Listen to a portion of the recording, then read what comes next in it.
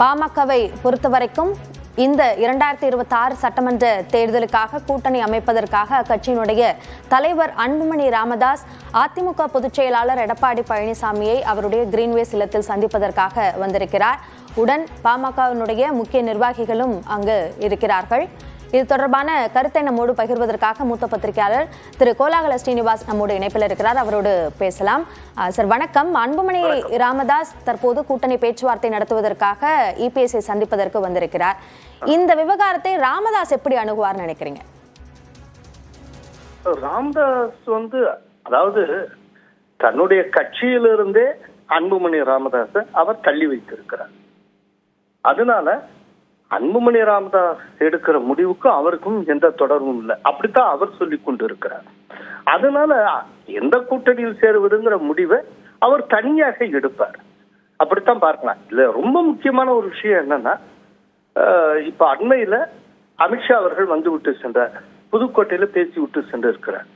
அதனுடைய ஃபாலோ அவுட்டா இப்ப ஏற்பட்டு இருக்கக்கூடிய புதிய என்டிஏல, அதாவது ஏடிஎம்கேயும் இருக்கக்கூடிய புதிய என்டிஏல தான் இருக்கோம் அப்படிங்கறத அன்புமணி ராமதாஸ் உறுதி செய்து இருக்கிறார். இப்ப நேற்றுக்கு வரைக்கும் ஒரு கேள்வி இருந்தது, பாமக 2ஆ உடஞ்சிருக்கு, இப்ப பாமக ஏடிஎம்கே அந்த கூட்டணில இருக்குமா இல்லையா இதையே கேட்டுட்டு இருந்தாங்க.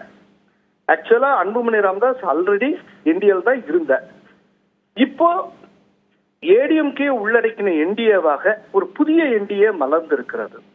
அந்த என்டிஏல தான் தொடர்கிறேன் அப்படிங்கிற ஒரு விஷயத்தை அன்புமணி ராமதாஸ் உறுதி செய்திருக்கிறார். இப்படிதான்.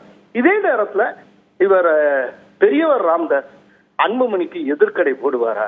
இவர் ஏடிஎம்கே கூட்டணிக்கு வந்தா அவர் எந்த கூட்டணிக்கு போவார்? இல்லாவிட்டால் அவரும் என்டிஏவுக்குள்ளேயே வருவதற்கு வாய்ப்பு உண்டா? இதையும் பார்க்கணும். இந்த இடத்துல ஒரு முக்கியமான தகவலை சொல்ல விரும்புறேன். ஏற்கனவே பிஜேபியுடைய அகில இந்திய தலைமையிடமிருந்து பெரியவர் ராமதாஸ் அவர்களுக்கு ஒரு ஆலோசனை எடுத்து சொல்லப்பட்டது. அந்த ஆலோசனை என்ன அப்படின்னா, உங்களுக்கும் உங்கள் மகனுக்குமான பிரச்சனையை நீங்க எப்ப வேணாலும் தீர்த்துக்கங்க, அதுல நாங்கள் தலையிட விரும்பவில்லை. ஆனால் அதே நேரத்துல நீங்களும் உங்கள் மகனும் எங்களுடைய என்டிஏ கூட்டணியில் இருக்க வேண்டும் என்று ஆசைப்படுகிறோம். பாட்டாளி மக்கள் கட்சிக்கு எப்போது எவ்வளவு சீட்டு உண்டோ அதை கொடுத்துடலாம். அந்த சீட்டை நீங்க 2 பேரும் சேர்ந்து பகிர்ந்து கொள்ளுங்கள். நீங்க 2 பேரும் பிரிஞ்சு எதிரும் புதிருமாக வெவ்வேறு கூட்டணியில் போட்டியிட்டால் உங்களுக்குரிய பாட்டாளி மக்கள் கட்சிக்கான ஓட்டுகளே சிதறிவிடும். அது உங்க 2 பேருக்குமே பலன் கொடுக்காது. நீங்க 2 பேருமே மண்ணை கவுவீங்க. அது ரொம்ப மோசமான விளைவுகளை உங்களுடைய கட்சிக்கே உருவாக்கும். நீங்க பார்த்து உருவாக்கின கட்சிங்கிறீங்க, அதுக்கும் சேதாரத்தை உருவாக்கும், உங்கள் மகனுக்கும் சேதாரத்தை உருவாக்கும். அதனால நீங்க அடிச்சுட்டாலும் பிடிச்சுட்டாலும் நீங்க 2 பேருமே இந்த கூட்டணியில இருங்க. கொடுக்குற அந்த சீட்டை உங்களுக்குள்ள பேசி எப்படியாவது பகிர்ந்துக்கங்க. ஒரே சின்னத்துல போட்டியிடுறதுக்கு முயற்சி பண்ணுங்க. ஆனா உங்களுடைய பிரச்சனை நீங்க எப்போ வேணாலும் தீர்த்துக்கங்க, அதுக்குள்ள நாங்க வரல அப்படின்னு சொல்லி ஒரு முக்கியமான ஆலோசனையை பிஜேபி தலைமை பெரியவர் ராமதாஸிடம் கொண்டு போய் சேர்த்து இருக்கிறது. அதனால ராமதாஸ் அவர்களும் ஒரு சரியான முடிவை, என்டிஏவை நோக்கின ஒரு முடிவை விரைவில் எடுப்பார் அப்படின்னு நான் நினைக்கிறேன். இணைப்பில் கருத்துக்களை பகிர்ந்து கொண்டமைக்கு நன்றி திரு கோலாகல ஸ்ரீனிவாஸ். தொடர்ந்து